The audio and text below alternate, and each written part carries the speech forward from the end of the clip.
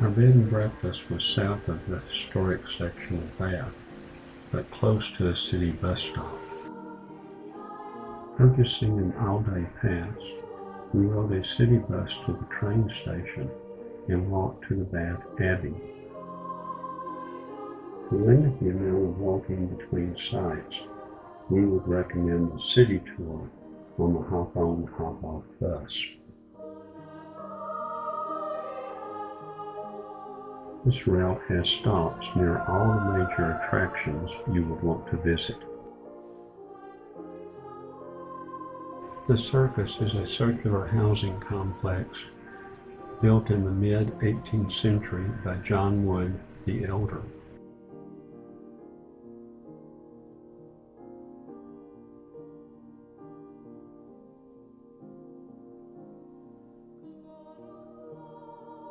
Its Doric, Ionic, and Corinthian capitals remind us that Bath, built on 7 hills, aspired to be the Rome of England. The frieze above the first row of columns has panels depicting the arts, sciences, and crafts. The ground floor entrances were large enough that the owners could be transported through them without dismounting their sedan chairs. The tiny oval windows on the top floors were the servants' quarters, cold in the winter and hot in the summer. Originally built without plumbing, servants gathered water from a well located in the central area of the circus that was shaded with plane trees.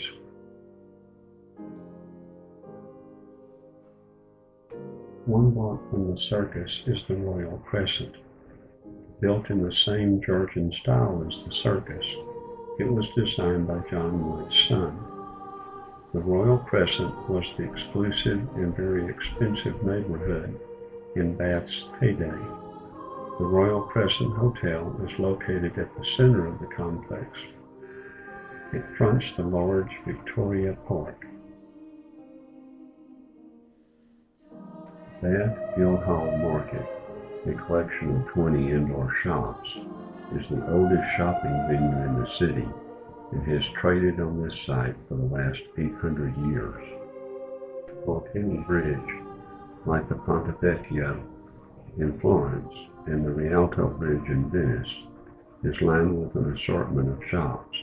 It was completed in 1774 and connected the city with the newly built Georgian town of Bathwick. The weir below the bridge was constructed between 1968 and 1974 to control flooding on the Avon River that had damaged the Portini Bridge several times.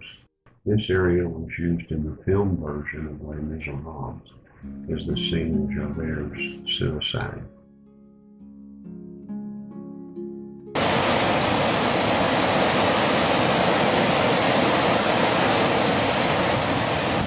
A quiet park called the Parade Gardens lies adjacent to the weir and makes for a relaxing break. Tour boats leave the dock adjacent to the weir and travel a section of the Avon River.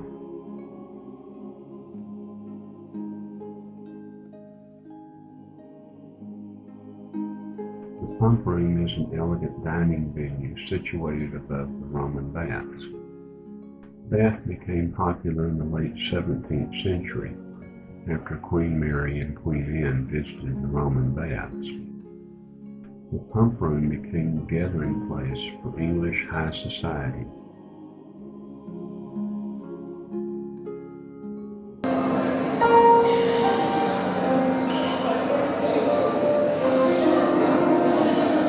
We had lunch at the Pump Room as part of our celebration of our 49th anniversary.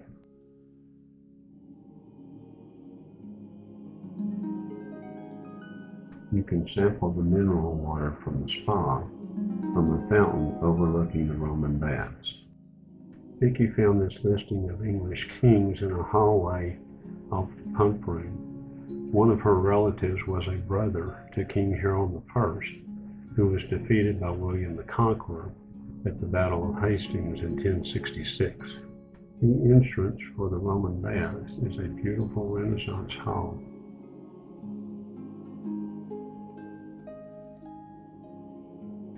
Romans called Bath Aquae Sulis. The baths were part of a large temple honoring the god Sulis Minerva. The tour begins on this upper-level terrace that was added in the 1890s. From this level, you can peer down into the actual Roman baths. The upper terrace is decorated with statues of Roman emperors.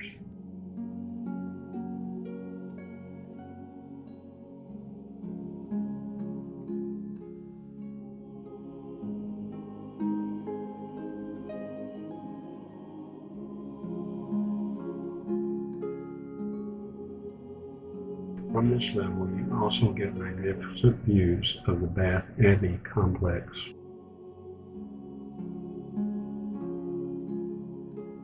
Leaving the upper terrace, you enter the museum, where exhibits explain the dual purpose of the buildings that stood here in Roman times. The baths were for relaxation and healing, while the temple area was for worship of Sulis Minerva.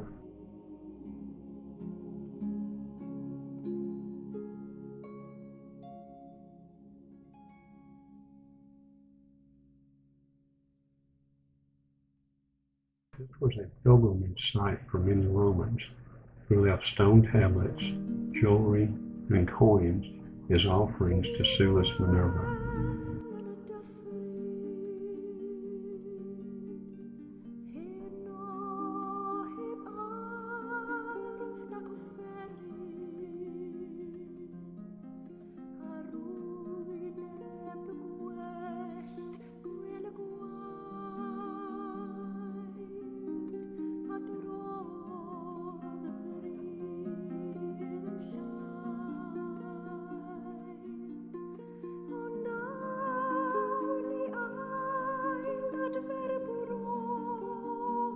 Exiting the museum on the lower level, you can view the original drainage system and specialized treatment rooms in the east and west bath areas.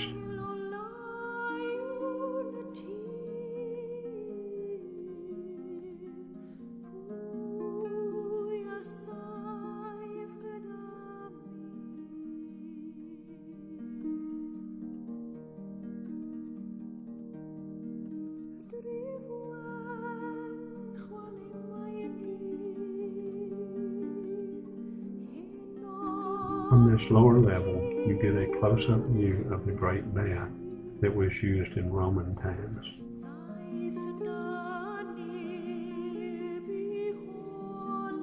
The dark line above the steps indicates the water level during Roman times. These bubbles indicate that even today, 240,000 gallons of hot water emerge from far down in the earth each day. The Abbey Church of St. Peter and St. Paul, better known as Bath Abbey, was founded in the 7th century. Bath Abbey was rebuilt in the 12th and 16th centuries, and major restoration work was carried out in the 1860s. It is one of the largest examples of perpendicular Gothic architecture. The church is 225 feet long, 80 feet wide, and the bell tower reaches a height of 161 feet.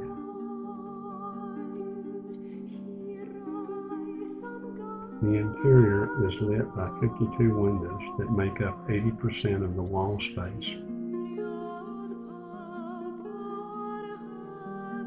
The interior contains fine fan vaulting that is similar to the vaulting in the Henry VII Chapel at Westminster Abbey. The west front, completed in 1520, has a large central window flanked by two smaller arched windows. Between the windows are two ladders with angels ascending to heaven. The doorway is flanked by statues of Peter and Paul. The Abbey contains 617 wall memorials and 847 floor stones. Behind the high altar at the east end of the nave is a magnificent 56-panel stained glass window depicting the life of Christ.